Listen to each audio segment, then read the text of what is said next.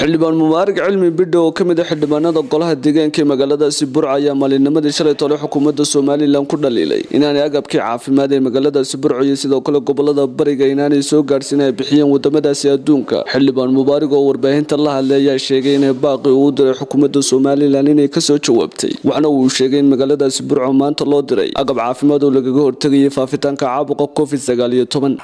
la socoteen shalay tole inaan anigoo ku sugan Burco wasaaradda caafimaadka oo dhalinyaro mutawadiciina oo urur ay ugu wareejiyeen qalab ay ugu tala galeen in la iskaga ilaaliyo ka hortagga maartay xanuunka coronavirus-ka ilaahay inaga haye.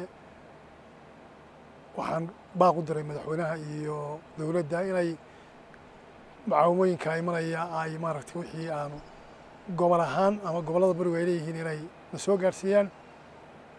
runtii waxaan u mahadnaqayaa in baaqii shalay iyadoon ay ka soo wareegin maalin in baaqii madaxweynaha iyo wasiirka caafimaadka iyo guddida coronavirus-ka iyo agaasimaha guud iyo wasiir-ku-xigeenka ay ka soo jawaabeen oo isla isuduwi wasaaradda caafimaadka ee gobolka Togdheer Dr. Aada Casiir uu Hargeysa iminkana ku sugan uu la wareegay agab fara badan lagu wareejiyey oo runtii aad u fara badan oo gobolka Togdheer uu leeyahay oo gawaadhidii iminka lagu raraa ay baxeen.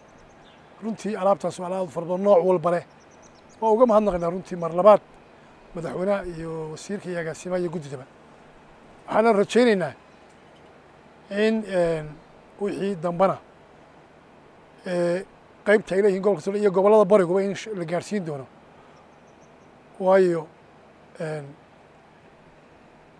dee waxaanu ka cabaynaa wuxuun baa ahayd inaan gobolka Togdheer iyo gobolada bariba inaan si fiican wax loo soo gaarsiin. baaqaygii shalayna wuxuu ahaa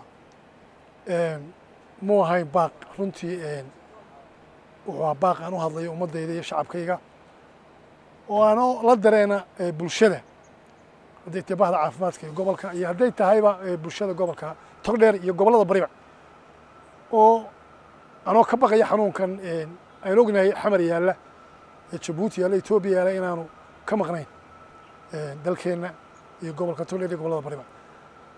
cabsi aan qabo ayaan alaabtan baaqan u soo jeedinayay. waa Xamse Dabaare, telefishinka Star, Hargeysa.